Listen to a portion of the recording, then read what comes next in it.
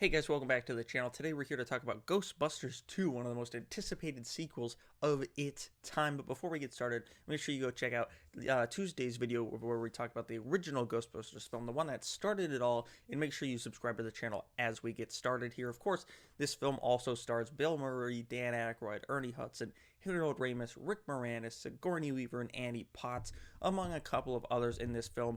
And at this point in time, Ghostbusters had come out. It had been a few years since Ghostbusters, and it had become one of the biggest films, one of the most impactful films of its day. So, of course, this sequel was hotly anticipated. Where Ghostbusters, of course, people kind of knew who the stars were, so they were looking forward to it. But this one, they were like, oh man, a sequel to Ghostbusters. Oh man, so this one had a lot more expectations, a lot more anticipation to live up to, and it, for me, it mostly lived up to it. I know some people don't really like Ghostbusters 2. I don't see why, because I think it's a very enjoyable movie. Maybe not quite as good as the first, but also very enjoyable in its own right.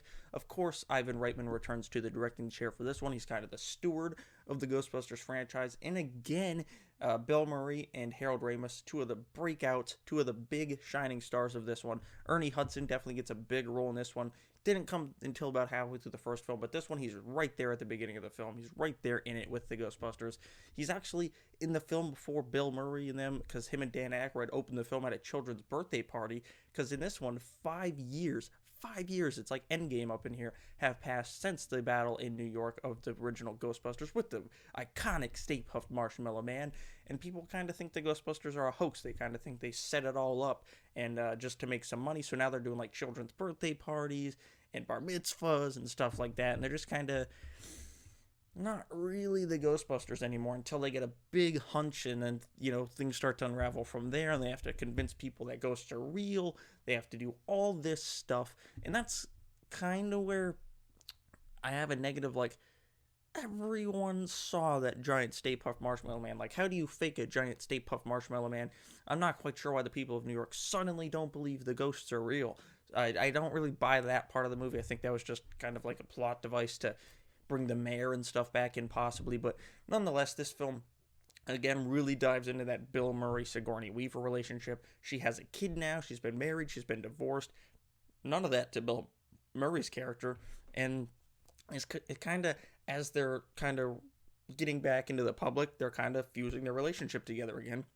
Because, you know, again, the ghosts kind of target Dana, Sigourney Weaver's character, and now she has a baby, so she's definitely calling her friends the old Ghostbusters, and it's kind of from there, like, that's kind of, I mean, they know about something going on in New York, but it's when Dana gets attacked that they're like, oh man, this is something serious. One more negative about this film is I don't really like what's the Vigo character, the villain of the film. He's just not as cool as Zool. There is no Dana, only Zool. Vigo just doesn't really do it for me like an evil painting ghost. It just, I mean, it was cool. The guy that kind of takes care of the painting, I don't really like him. He kind of reminds me of the 2016 Ghostbusters villain. Not a huge fan of him. What I am a huge fan of, though, is the relationship in this film that forms between Rick Moranis and Annie Potts. In the first film, I definitely thought it was going to be Harold Ramis and Annie Potts getting together, but Rick Moranis and Annie Potts get together in this film. They have some funny scenes with Sigourney Weaver, some funny scenes while they're babysitting, and Rick Moranis becomes the fifth Ghostbuster in this film, which he should, because Rick Moranis is awesome. And this is what makes me really hope we get a surprise Rick Moranis cameo or a quick scene or even just a phone call in Ghostbusters Afterlife, because if he's still with Annie Potts is in the movie, so it makes sense if Rick Moranis was at least mentioned in the movie. I'm sure he will be. I hope he shows up, though, but he did retire from acting quite a while ago to take care of his sick wife, so if he's not in the film, I understand, but holding my fingers out. I really enjoy Ghostbusters 2. It's not quite as good as the first one. It's not quite as classic. Like I said, the villain's not as memorable as Zool. The whole people don't think the ghosts are real even after being invaded by a 60-story tall Stay Puft Marshmallow Man.